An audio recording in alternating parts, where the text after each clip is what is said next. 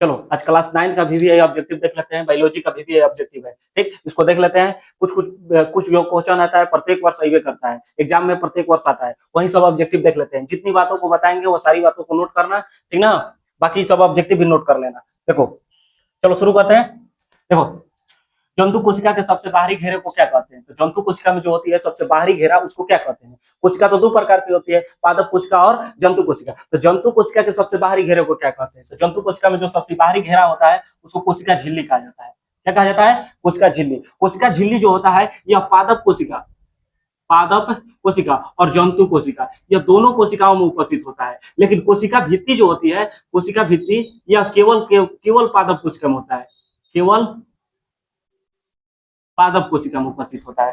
ठीक, यानी कि जो कोशिका भित्ति की बात करें तो कोशिका भित्ति केवल पादप कोशिका में होती है, लेकिन कोशिका झिल्ली पादप कोशिका और जंतु कोशिका दोनों कोशिकाओं में उपस्थित होता है। ठीक, यानी कि पादप कोशिकाओं की दोहरी झिल्ली होती है, पादप कोशिकाओं में दोहरी झिल्ली होती है। एक कोशिका भित्ति होता है जो सबसे बाहर होता है, एक कोशिका झिल्ली होता है जो उसके अंदर होता है, यानी कोशिका भित्ति के अंदर होता है। ठीक है, और जंतु कोशिका केवल एक ही झिल्ली की होती है, जंतु कोशिका केवल एक ही झिल्ली होता है। ठीक है, उसमें कौन सी होती है? जंतु कोशिका केवल एक ही झिल्ली होता है, यानी केवल कोशिका झिल्ली ही होता है, केवल कोशिका झिल्ली में ही बंद रहता है। ठीक है, देखो अब देखो, पादप एक क्वेश्चन और पूछता है कि कोशिका भित्ति जो होती है किसकी बनी होती है? तो कोशिका भित्ति सेलुलोज की बनी होती है। कोशिका भित्ति किसकी बनी होती है? तो कोशिका भित्ति सेल्यूलोज की बनी होती है, सेल्यूलोज। ठीक, सेल्यूलोज की बनी होती है। ठीक, और जो कोशिका झिल्ली होती है यह किसकी बनी होती है? तो कोशिका झिल्ली जो होती है लिपिड और प्रोटीन से बनी होती है, लिपिड और प्रोटीन, लिपिड और प्रोटीन से मिलकर बनी होती है कोशिका झिल्ली। कोई दिक्कत? ठीक, इसका आंसर कुछ होगा ऑप्शन बी। ठीक, कोशिका झिल्ली। अब नेक्स्ट देखो, कोशिका की खोज किसने की थी? कोशिका की खोज किसने की थी? तो कोशिका की खोज 1665 ईस्वी में रॉबर्ट हुक ने की थी। कोशिका की खोज 1665 ईस्वी में रॉबर्ट हुक नामक वैज्ञानिक ने किया था। रॉबर्ट हुक कब किया था? तो 1665। अभी क्वेश्चन पूछता है कोशिका की खोज कब हुई थी? तो कब हुई थी? तो 1665 ईस्वी में। किसने की थी? तो रॉबर्ट हुक ने की थी, रॉबर्ट हुक। ठीक है, इसका आंसर कुछ हो जाएगा Robert Hooke, option number B. ठीक, इसके अलावा एक और क्वेश्चन पूछ लेता है कि केंद्रक की खोज किसने की थी? तो केंद्रक की खोज रॉबर्ट ब्राउन ने की थी। केंद्रक की खोज किसने की थी? Robert brown. केंद्रक, कोशिका के बीच बीच में वो केंद्रक होता है, कोशिका के कुछ होता है, कोशिका में केंद्रक होता है। केंद्रक को कोशिका का ब्रेन भी कहा जाता है। ठीक है, अल्टमैन ने क्या किया था? अल्टमैन ने लाइसोसोम की खोज किया था, लाइसोसोम नहीं, माइटोकॉन्ड्रिया का खोज किया था, माइटोकॉन्ड्रिया। माइटोकॉन्ड्रिया का खोज किसने किया था? अल्टमैन ने किया था। माइटोकॉन्ड्रिया को पावर हाउस कहा जाता है, माइटोकॉन्ड्रिया को क्या कहा जाता है? Power house. ठीक है, क्रिश्चियन डी डवे ने लाइसोसोम की खोज की थी, लाइसोसोम, लाइसोसोम, लाइसोसोम को खोज किसने किया था? क्रिश्चियन डी डवे ने किया था। ठीक, अब नेक्स्ट देखो, इसका आंसर कुछ होगा, कोशिका की खोज किसने की थी? तो रॉबर्ट हुक ने। ठीक है, अब आगे बढ़ते हैं। देखो अगला क्वेश्चन है, निम्नलिखित कोशिकांगों में किसे आत्महत्या की थैली कहा जाता है? यानी निम्नलिखित कोशिकांग जो है, यानी कोशिका के जो नाम दिया है, इसमें से आत्महत्या की थैली किसको कहते हैं? तो आत्महत्या की थैली की बात करें, आत्महत्या की थैली किसको कहते हैं? लाइसोसोम को कहा जाता है। लाइसोसोम को क्या कहा जाता है? आत्महत्या की थैली कहा जाता है। यानी कोशिकीय पाचन का काम करता है, क्या कुछ काम करता है? कोशिकीय,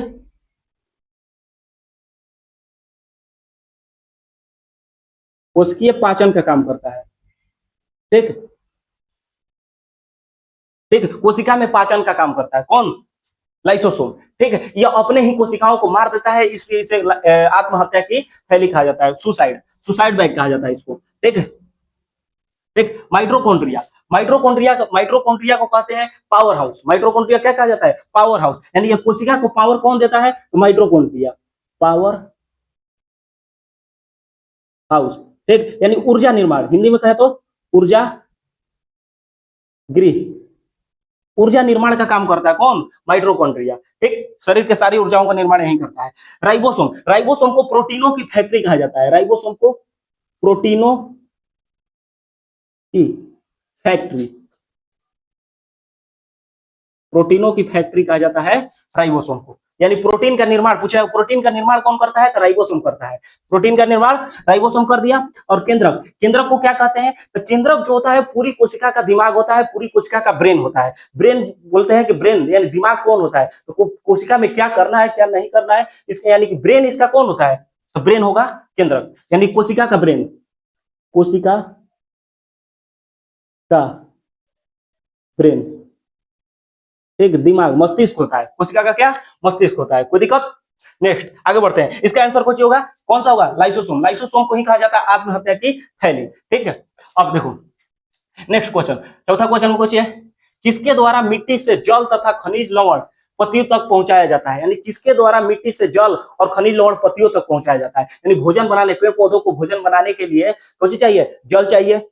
जल चाहिए तो जल पहुंचाता कौन है? तो जल पहुंचाता है जाइलम। जल कौन पहुंचाता है? ज से जल और ज से जाइलम। याद करना आसान है, जल से जल और ज से जाइलम। जाइलम पहुंचाता है जल, जाइलम पहुंचाता है कौन सी? जल।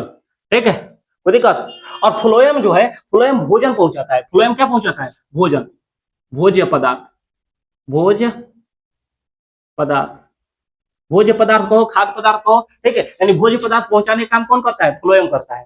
फ्लोएम जो है भोजन पहुंचाता है। ठीक, यानी कि मिट्टी से जल, जल को लेगा और जल को कहां पहुंचाएगा? पत्तियों तक। यानी नीचे से ऊपर की दिशा जाइलम की होती है। ठीक है, और फ्लोएम की दिशा जो होती है सभी दिशाओं में होती है। फ्लोएम सभी जगह भोजन को पहुंचाता है, यानी कि फ्लोएम की दिशा सभी जगह हो जाएगा। कोई दिक्कत? और देखो जाइलम की कोशिकाएं जो होती है मृत होती है और फ्लोएम की कोशिकाएं जीवित होती है। इसकी कोशिकाओं की बात करें, इसकी कोशिका, इसकी कोशिका कैसी होती है? मृत होती है। और इसकी कोशिका कैसी होती है? फ्लोएम की कोशिका की बात करें तो जीवित होती है। फ्लोएम की कोशिका जीवित होती है। फ्लोएम की जो कोशिकाएं होती है वो जीवित होती है और जाइलम की जो कोशिकाएं होती है वह मृत होती है। ठीक, इसका आंसर कौन हो जाएगा? जाइलम। जल से जाइलम, जल से जल को पहुंचाएगा। ठीक, अब देखो नेक्स्ट क्वेश्चन, रक्त के थक्का बनने में मदद करते हैं, यानी कौन सा, इसमें कौन सा है जो रक्त को थक्का बनने में मदद करता है?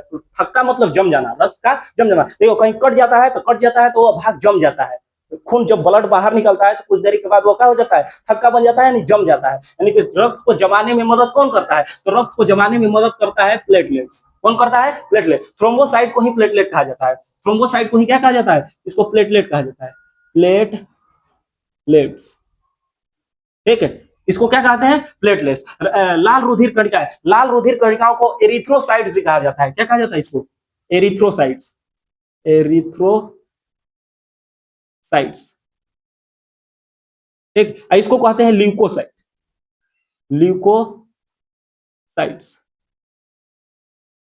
ल्यूकोसाइट्स कहा जाता है। ठीक है, इसको शॉर्ट में कहना है तो इसको आरबीसी, रेड ब्लड कार्पल्स, इसको डब्ल्यूबीसी, व्हाइट ब्लड कार्पल्स, इसको प्लेटलेट कहते हैं। ठीक, यह देखो रक्त, एक क्वेश्चन आता है कि रक्त किस विटामिन की कमी से रक्त थक्का नहीं बनता है? यानी किसकी कमी हो जाए तो रक्त थक्का बनबे नहीं करेगा? किसकी कमी हो जाए तो विटामिन के, विटामिन विटामिन के की कमी हो जाए तो रक्त थक्का नहीं बनेगा। विटामिन के की यदि कमी हो जाए शरीर में तो रक्त थक्का नहीं बनेगा। ठीक है, और रुधिर, जो श्वेत रुधिर कणिकाएं है वो हमारे शरीर में क्या करती है? तो प्रतिरक्षा का काम करती है, बीमारियों से लड़ने का काम करती है, जीवाणुओं को नष्ट करती है, जीवाणुओं को नष्ट करती है। ठीक है, लाल रुधिर कणिकाएं, लाल रुधिर कणिकाओं को क्वेश्चन पूछता है, लाल रुधिर कणिकाओं का लाल यानी आरबीसी का रंग लाल क्यों होता है? आरबीसी का रंग लाल क्यों होता है? तो हीमोग्लोबिन की उपस्थिति के कारण इसका रंग लाल होता है। Haemoglobin, haemoglobin. ठीक है, हीमोग्लोबिन की उपस्थिति के कारण लाल रुधिर कणिकाओं का रंग लाल होता है। यह रंगहीन होता है। पूछता है कि श्वेत रुधिर कणिकाओं का, श्वेत रुधिर कणिकाएं किस रंग की होती है? यानी कि डब्ल्यूबीसी किस रंग का होता है? तो रंगहीन होता है, इसका कोई रंग नहीं होता है। यह लाल रंग का आता है, यह रंगीन होता है। यह तीनों जो है संयोजी उत्तक है। तीनों जो है क्या है? संयोजी उत्तक। संयोजी उत्तक में कौन सा? तो तरल संयोजी उत्तक है। ये तीनों कौन सा है?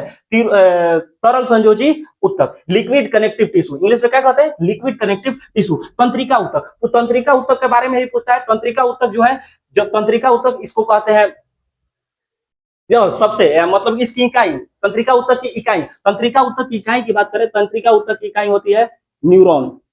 न्यूरॉन ये क्या है? इकाई है, इकाई। ठीक है, इसको तंत्रिका कोशिका भी कहते हैं। तंत्रिका कोशिका, इसको तंत्रिका कोशिका भी बोला जाता है। तंत्रिका उत्तक की इकाई तंत्रिका कोशिका या न्यूरॉन होती है। यह वीवीआई क्वेश्चन है, हर बार आता है, बहुत वीवीआई है। ठीक ना, आगे देखो नेक्स्ट, इसका आंसर कुछ होगा, रक्त को थक्का बनाने में मदद कौन करता है? तो थ्रोम्बोसाइट्स मदद करता है। ठीक, नेक्स्ट आगे बढ़ते हैं। देखो अगला क्वेश्चन है, जीवित कोशिकाएं पाई जाती है, जीवित कोशिकाएं पाई जाती है। जीवित कोशिकाएं किस में पाई जाती है? मृदु उत्तक में कि दृढ़ उत्तक में? मृदु उत्तक या दृढ़ उत्तक, या दृढ़ उत्तक या स्थूल कोण उत्तक? मृदु उत्तक या स्थूल कोण उत्तक? या जाइलम और फ्लोएम। तो जाइलम और फ्लोएम तो नहीं होगा, जाइलम और फ्लोएम नहीं होगा, क्योंकि देखो जाइलम में मृत कोशिकाएं, जाइलम में कैसे मृत कोशिकाएं और फ्लोएम में कैसी जीवित कोशिकाएं, या दोनों में जीवित कोशिकाएं नहीं होती है, इसलिए दोनों नहीं होगा, इसमें मृत इसमें जीवित, ये तो नहीं होगा। ठीक, और कुछ है मृदु ऊतक और दृढ़ ऊतक। देखो सिंपल सा यहां से लिख देते हैं, मृदु ऊतक, मृदु ऊतक में जीवित होता है, कैसा होता है जीवित, मृदु ऊतक में जीवित कोशिकाएं होती है। और अस्थूल कोण ऊतक, अस्थूल कोण ऊतक, अस्थूल कोण ऊतक में भी जीवित कोशिकाएं होती है, जीवित कोशिकाएं। और दृढ़ ऊतक, दृढ़ ऊतक, केवल दृढ़ ऊतक में ही कोशिकाएं कैसी होती है मृत होती है, दृढ़ ऊतक कोशिकाएं कैसी होती है मृत होती है। ठीक, यानी कि मृदु ऊतक की कोशिकाएं जीवित, अस्थूल कोण ऊतक की कोशिकाएं जीवित और मृदु दृढ़ ऊतक की कोशिकाएं मृत होती है। तो कौन सा आंसर हो जाएगा, मृदु ऊतक और अस्थूल कोण ऊतक, कहाँ है मृदु ऊतक और अस्थूल कोण ऊतक। देखो ऑप्शन नंबर सी, मृदु ऊतक और अस्थूल कोण ऊतक की कोशिकाएं कैसी हो जाएगी जीवित हो जाएगी, बाकी सभी कोशिकाएं मृत होती है। कोई दिक्कत, चलो अच्छा वो पहले इसको उतारो, ठीक है।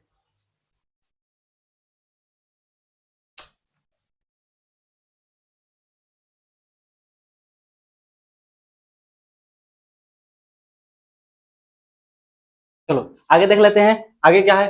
देखो मांसपेशी, सतो क्वेश्चन, मांसपेशी तथा अस्थियों को जोड़ती है, मांसपेशी तथा अस्थियों को कौन कौन जोड़ता है, मांसपेशी तथा अस्थियों, मांसपेशी तथा अस्थियों, मांसपेशी और अस्थियों को जोड़ने वाला होता है टेंडन, टेंडन जोड़ता है।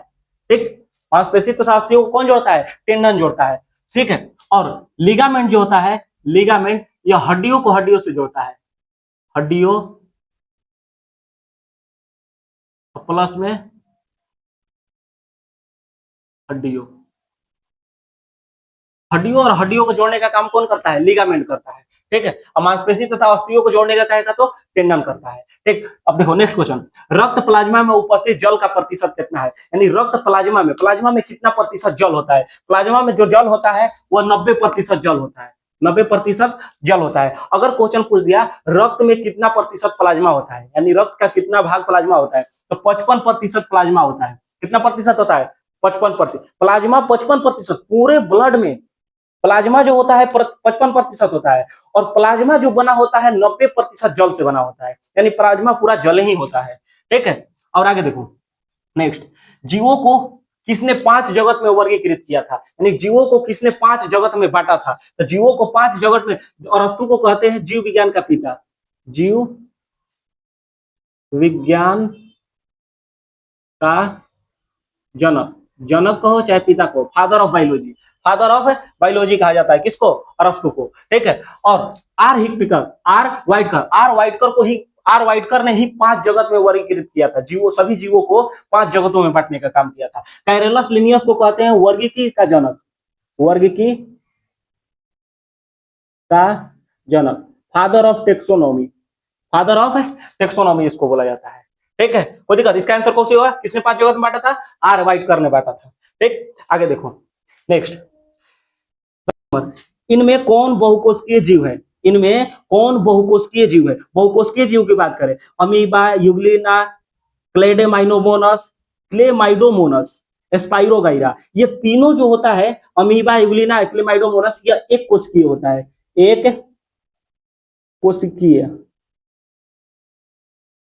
एक कोशिकीय जीव है, ये तीनों जीव कैसा है, एक कोशिकीय जीव है। अस्पाइरो जो गैरा, अस्पाइरो गैरा जो होता है बहुकोशिकीय होता है, अस्पाइरो गैरा बहुकोशिकीय होता है। युगलिना, युगलिन, ये जो अमीबा है, अमीबा अपने आकार परिवर्तन में किसी भी आकार का हो सकता है। अमीबा का आकार, जो क्वेश्चन पूछता है अमीबा का आकार कैसा होता है, गोल होता है, त्रिभुजाकार होता है, लंबाकार होता है, छड़नुमा होता है, या कैसा होता है, तो अमीबा का आकार अनियमित होता है, वो किसी भी आकार का हो सकता है, वह स्वतंत्र होता है अपने आकार परिवर्तन के लिए। ठीक है, यानी कि अमीबा का आकार निश्चित होता है, निश्चित आकार का होता है, तो अनिश्चित होता है, अनिश्चित आकार का होता है। युगलिना को कहते हैं, युगलिना जो होता है, यह देखो युगलिना जो होता है कभी कभी भोजन अपने आप बना लेता है, कभी कभी दूसरे पर निर्भर रहता है, यदि अगर कुछ दूसरे से भोजन नहीं मिले तो अपने आप भोजन बना लेता है, यानी कि पादप और जंतु दोनों का काम करता है, पादप की तरह अपने आप भोजन भी बना लेता है, या जंतुओं की तरह भोजन के लिए दूसरे पर निर्भर रहता है, यानी कि इसको कहते हैं पादप और जंतु के बीच की कड़ी, यानी बीच बीच में है,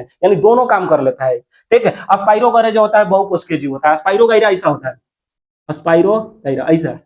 ठीक है, यह क्या है, स्पाइरोगाइरा है, स्पाइरोगाइरा। ठीक, वो देखो नेक्स्ट देखो 11 नेफ्रिडिया उत्सर्जी अंग है। नेफ्रिडिया किसका उत्सर्जी अंग होता है, ठीक, पोरीफेरा, एनिलिडा, कार्डेटा, वर्टिवेटा। ठीक, पोरीफेरा, पोरीफेरा तो नहीं होगा, एनिलिडा, एनिलिडा का उत्सर्जी अंग क्या होता है, नेफ्रिडिया होता है। एनिलिडा का उत्सर्जी अंग नेफ्रिडिया होता है। एनिलिडा में कौन सा आता है, तो केचुआ, केचुआ, केचुआ जो होता है, केचुआ, केचुआ का उत्सर्जी अंग यानी कि एनिलिडा में ही आता है केचुआ। एनिलिडा ही, एनिलिडा संघ हो गया, उसमें आएगा, उदाहरण में चाहे जैसे भी सोच लो, उसमें रखा गया है किसको, केचुआ को। इसका उत्सर्जिंग अंग होता है क्या, नेफ्रिडिया। ठीक है, अब देखो केचुआ जो होता है, केचुआ, यह केचुआ को किसानों का मित्र भी कहा जाता है, फ्रेंड ऑफ फार्मर। ठीक है, केचुआ को किसानों का मित्र, किसानों का मित्र, इसे किसानों का मित्र भी कहा जाता है, फादर ऑफ थी, फ्रेंड ऑफ फार्मर। ठीक, कोई दिक्कत, यानी खेती के लिए यह बहुत उपजाऊ होता है, मिट्टी को क्या करता है, मिट्टी को उर्वरक शक्ति को बढ़ा देता है। ठीक है, अब देखो कॉर्डेटा, कॉर्डेटा जो होता है, कॉर्डेटा हम लोग जो है कॉर्डेटा में ही आते हैं, हम लोग सब क्या किस में आते हैं, कॉर्डेटा में ही आते हैं। ठीक, कॉर्डेटा संघ में। केचुआ जो होता है, केचुआ में, केचुआ जो कहता है कि केचुआ किसके द्वारा गति करता है, एक क्वेश्चन आता है, किस केचुआ, केचुआ का प्रचलन किसके द्वारा होता है, तो केचुआ का प्रचलन जो होता है सीटी के द्वारा होता है। इसके शरीर में एक सीटी पाया जाता है, सीटी जिसे देखो, ये जिसे केचुआ बना देते हैं,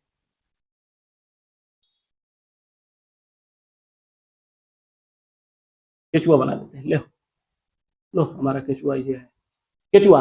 ठीक, यहाँ पर इधरों होता है। ठीक, केचुआ में दोनों होता है, एक तरफ केचुआ, एक तरफ केचुइन, केचुआ और केचुइन, केचुआ और केचुइन दोनों साथ साथ रहता है। ठीक है, इसमें कौची होता है, दोनों साथ साथ रहता है। ठीक है, अब इस प्रचलन कैसे करता है, इसी को कहते हैं सीटी, यहीं पर होता है इसका सीटी।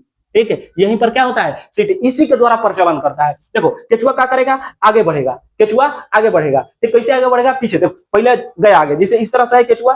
ठीक है, ठीक, यहीं पर रुका रहेगा, केचुअनिया कहेगा धक्का देने के लिए, केचुअनिया धक्का देगी तो इसका जो बीच वाला है उड़ जाएगा, बीच वाला क्या होगा, उड़ जाएगा ऊपर। अब केचुआ क्या करेगा, आगे बढ़ेगा, उसको कहेगा कि रुके रहो, ये आगे की ओर बढ़ेगा, ये आगे की ओर बढ़ेगा, बस धक्का देके आगे ऐसे बढ़ता है, इसी तरह से चलता है। फिर कहेगा केचुअनिया को धक्का देने के लिए, फिर अपने बढ़ता है, इसी तरह से चलते रहता है। ठीक है, केचुआ यह प्रचलन अंग होता है। ठीक है, नेक्स्ट समझ आ गया। अब नेक्स्ट देखो, एड्स का कारण क्या है, एआईडीएस, एड्स पढ़ते हैं इसको। एड्स का कारण क्या है, यानी किसके कारण एड्स होता है। एड्स जो होता है एचआईवी वायरस के कारण होता है। एड्स का पूरा नाम भी पूछता है, एड्स का पूरा नाम क्या होता है, एड्स का पूरा नाम किसी को याद है, लिख के बताओ, कमेंट में लिखना, इसको कहाँ लिखना, कमेंट में लिख देना, एड्स का पूरा नाम कमेंट में लिख देना। ठीक है, एचआईवी का भी पूरा नाम लिख देना। ठीक, एचआईवी का भी पूरा नाम, एचआईवी जो होता है वायरस है, एचआईवी क्या है, वायरस है। एचआईवी वायरस जो होता है, एचआईवी वायरस के कारण ही एड्स होता है। ठीक है, यह जनन जनन में ही देखो, एड्स कैसे होता है, एड्स हो जाता है बाल कटाने, सैलून से हो जाता है,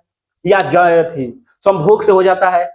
ठीक है, इसी तरह से एड्स फैलता है, यानी कि जब तक एक के ब्लड दूसरे के ब्लड में ना मिले तब तक एड्स नहीं होगा। कैसे होगा, एड्स होने के लिए जरूरी नहीं है कि ब्लड मिल जाए, होने के लिए दूसरे व्यक्ति को एड्स संक्रमित होना चाहिए, यानी दूसरे व्यक्ति को एड्स हो और उसका ब्लड तुम्हारे में मिल जाए, यानी किसी स्वस्थ व्यक्ति में मिल जाए तो उसको भी एड्स हो जाएगा।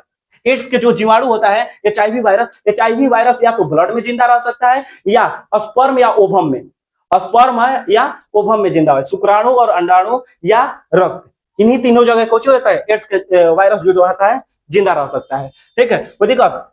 अब देखो नेक्स्ट क्वेश्चन, इसका आंसर कुछ हो जाएगा एचआईवी वायरस। इसका दोनों फुल नाम कमेंट कर देना। ठीक है, देखो तीसरा, संक्रमित मादा एनोफ्लिज मच्छर के काटने से कौन सा रोग होता है, यानी कि संक्रमित मादा एनोफ्लिज मच्छर के काटने से, मच्छर कहाँ हुआ, मादा एनोफ्लिज मच्छर थोड़ी हुआ, मच्छरनी हो गई, मादा है तो क्या होगा, मच्छरनी हो गई। ठीक है, मादा एनोफ्लिज मच्छर के काटने से कौन सा रोग होता है। ठीक है, तो मादा एनोफ्लिज मच्छर के काटने से मलेरिया रोग होता है। कौन सा रोग होता है, मलेरिया रोग। मलेरिया रोग मादा एनोफ्लिज मच्छर काटेगा, अब बस हो जाएगा क्या चीज, मलेरिया रोग। ठीक है, देखो नर मच्छर कभी भी काटता नहीं है। जो डेंगू है, यह डेंगू किसके कारण होता है, तो मादा एडिस मच्छर के काटने से, मादा एडिस, मादा एडिस मच्छर के काटने से कौन सा रोग होता है, डेंगू रोग हो जाता है। डेंगू में प्लेटलेट की कमी हो जाती है, रक्त गिरने लगता है, ठीक ना।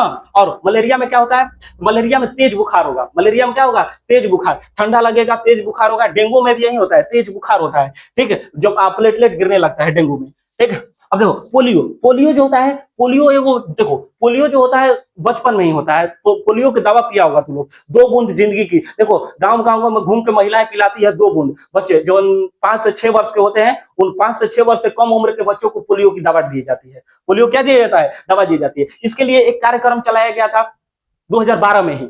2012 में ही इसके लिए एक कार्यक्रम चलाया गया था, उसका नाम था, 2012 में तो पोलियो स्वतंत्र हो गया था। इसका कार्यक्रम चलाया गया था 1999 से ही, 1999 से ही। कोची कार्यक्रम का नाम था प्लस पोलियो कार्यक्रम, प्लस पोलियो कार्यक्रम। ये पूछता है क्वेश्चन, ठीक ना। पोलियो के लिए चलाया गया अभियान क्या था? तो प्लस पोलियो कार्यक्रम। पोलियो की दवा इसमें पिलाई जाती है, ठीक है। इसका नारा भी एक है, 2 बूंद जिंदगी की। देखो दीवारों पर लिखा रहता है 2 बूंद जिंदगी की, ठीक है। अब क्षय रोग क्या होता है? क्षय रोग, क्षय रोग जो होता है इसको टीबी कहते हैं। टीबी, ट्यूबरकुलोसिस, किसके कारण होता है? ट्यूबरकुलोसिस वायरस के कारण, जीवाणु के कारण होता है। ट्यूबरकुलोसिस बैक्टीरिया के कारण कौन सा रोग होता है? क्षय रोग। क्षय रोग जो होता है या खांसी के साथ होता है, खांसी के साथ ब्लड आने लगता है, इसी को कहते हैं क्या? क्षय रोग। ठीक, टीबी, बहुत ज्यादा खांसी होता है इसमें। कोई दिक्कत? कोई दिक्कत है इसमें? छाप लो इसको, पूरा क्या कर लो, छाप लो, ठीक है। देखो मलेरिया जो होता है मादा एनोफ्लिज मच्छर के काटने से होता है, और डेंगू जो होता है ये भी मादा एडिस मच्छर, यानी कि दोनों मादा मच्छर के काटने से होता है, यानी फीमेल। क्या है? फीमेल। फीमेल के काटने से कौन सा रोग होता है? मलेरिया रोग हो जाता है और डेंगू रोग हो जाता है, दोनों मच्छर के काटने से। ठीक, दोनों मच्छर ही है, एक तरह के दोनों क्या है? ये दोनों मच्छर ही है। इसका नाम है एनोफ्लिज मच्छर, इसका नाम है एडिस मच्छर। ये अभी मच्छरे है, मच्छर नहीं, मच्छरनी। क्या है? मच्छरनी है। ठीक, कोई दिक्कत? छापो पहले इसको।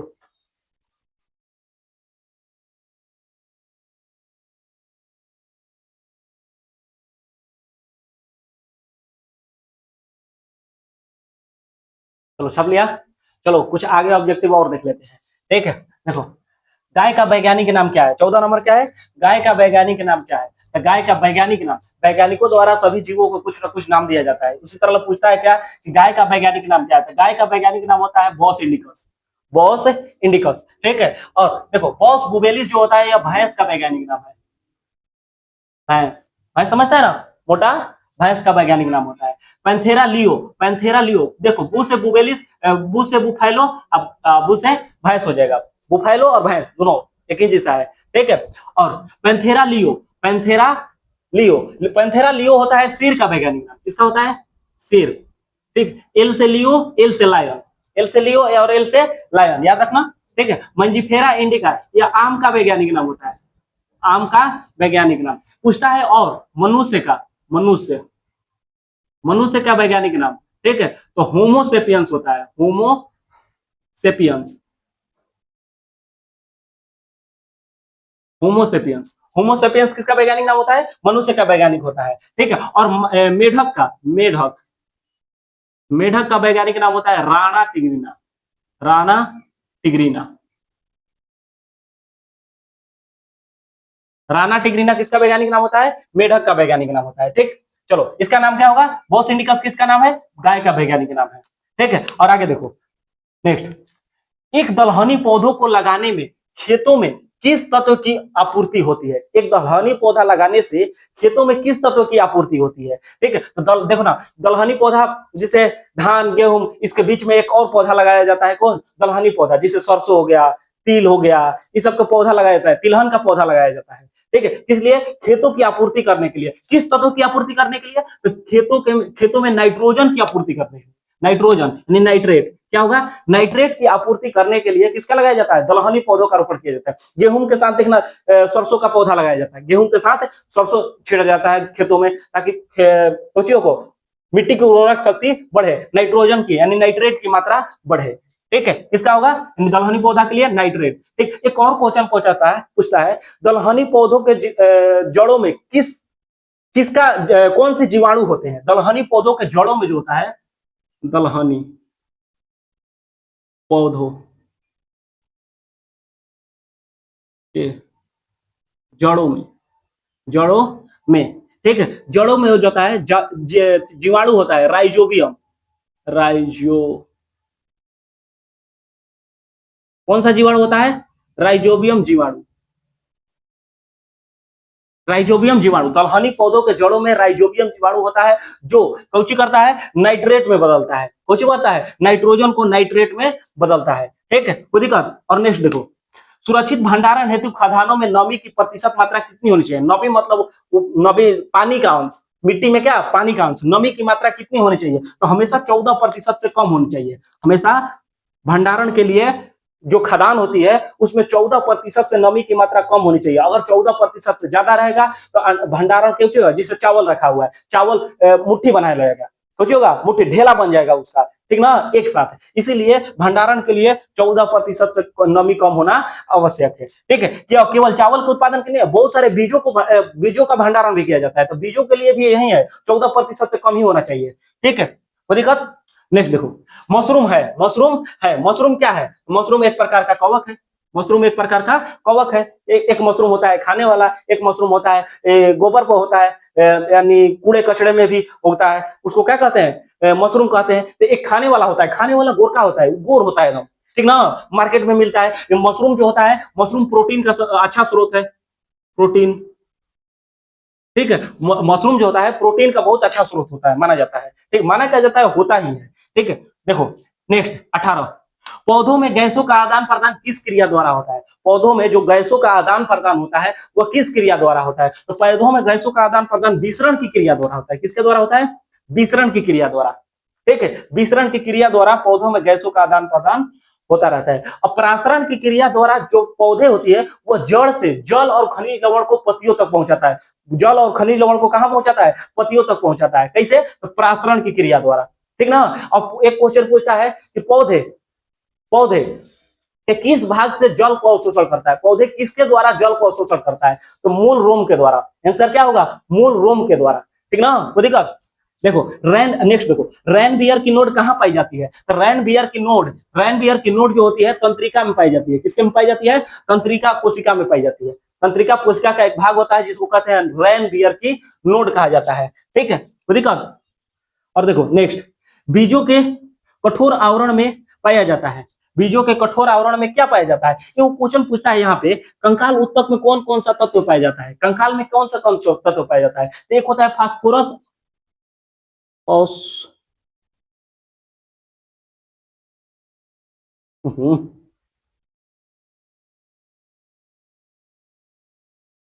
फास्फोरस उपस्थित होता है। क्या होता है, फास्फोरस उपस्थित होता है किसमें, थी कंकाल में, फास्फोरस और होता है कैल्शियम। ठीक है, कैल्शियम ऐसे नहीं लिखा,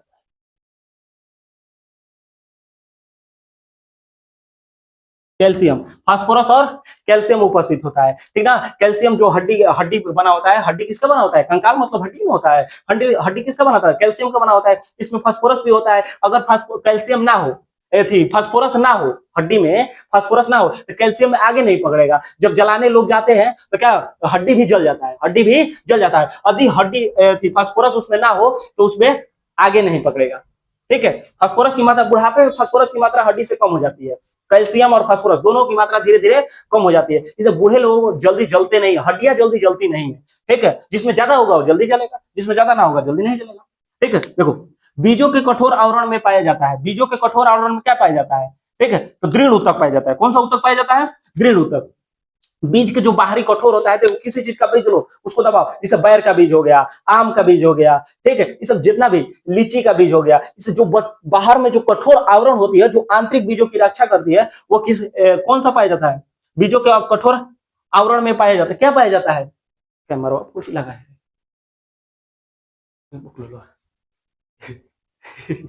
देखो बीजों के कठोर आवरण में पाया जाता है, कौन सा पाया जाता है, जाइलम, फ्लोएम, दृढ़ ऊतक और मृदु ऊतक। कौन सी होता है, दृढ़ ऊतक। दृढ़ ऊतक जो होता है वो जो बाहर होता है एकदम कठोर होता है, बाहर जो होता है कैसा होता है, कठोर होता है। ठीक है, इसीलिए दृढ़ ऊतक भी कठोर होता है। नारियल का रेशा में भी पाया जाता है, नारियल का रेशा जो बनता है, ठीक है, कौन सी बनता है, उसका रस्सी बनता है, नारियल का क्या बनता है, रस्सी, उसमें कौन सा पाया जाता है, दृढ़ ऊतक ही पाया जाता है, इसीलिए वो कठोर होता है। कोई दिक्कत, चलो इसको छापो, इसका एक और पार्ट आएगा। ठीक, या आज खत्म करते हैं, इसका एक और पार्ट आएगा, ठीक ना, ये पार्ट 1 है, पार्ट 2 बाद में आएगा। ठीक, अगली वीडियो में देखेंगे और